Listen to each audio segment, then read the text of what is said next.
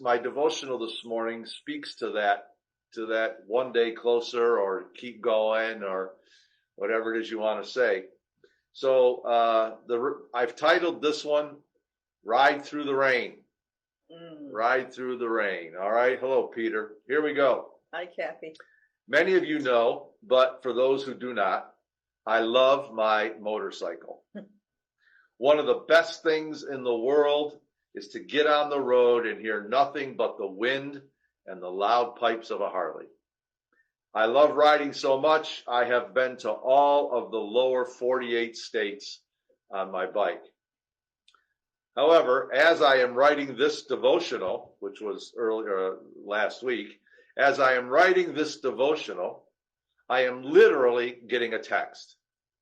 There are very few days when texts and phone calls are not constant. But when I'm on my bike, I cannot be reached by phone, email, or text. No one can ask me a question. No one can tell me what they want from me. My wife can't bother me. Yeah, I was just thinking that.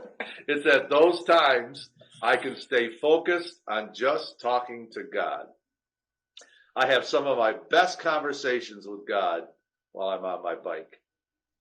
But there is one thing about riding that is not fun. It is not fun riding in bad weather.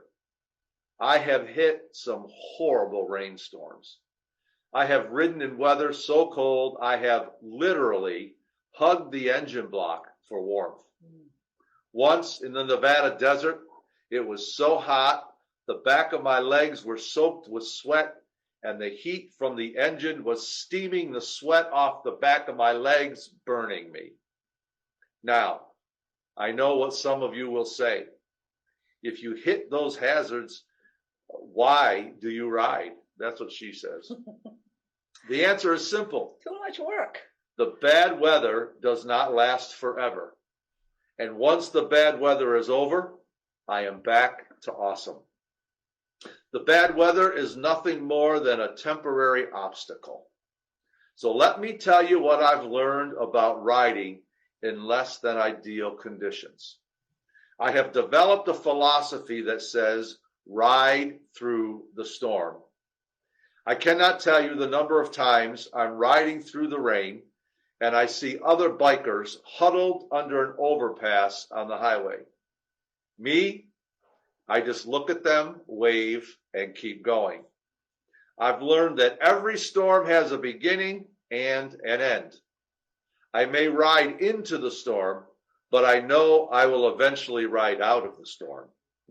If I stop because of the storm, I could be stopped for quite a while.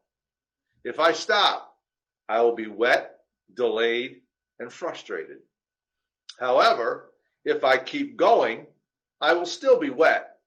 But when I am in my hotel room, warm and dry, the people who stopped under the bridge are still on the road, still wet, still frustrated. Me, I am out of the storm while they're still in it. Why? Because they stopped. Of course, Jesus is our example. Hebrews 12, verses 1 through 3 says, therefore, since we are surrounded by such a great cloud of witnesses, let us throw off everything that hinders and the sin which so easily entangles, and let us run with perseverance the race marked out for us, fixing our eyes on Jesus, the pioneer and perfecter of our faith. For the joy set before him, he endured the cross, scorning the shame, and sat down at the right hand of the throne of God. Consider him who endured such opposition from sinners, so that you will not grow weary and lose heart. Jesus, so to speak, rode through the storm. Jesus pressed through the obstacles for us. Yeah. And eventually, he reached his goal. Yeah. And so will we. Yes. I want to encourage you not to give up. Do not let the storm cause you to sit under a bridge. That will only delay your final destination. True. Keep riding, keep going.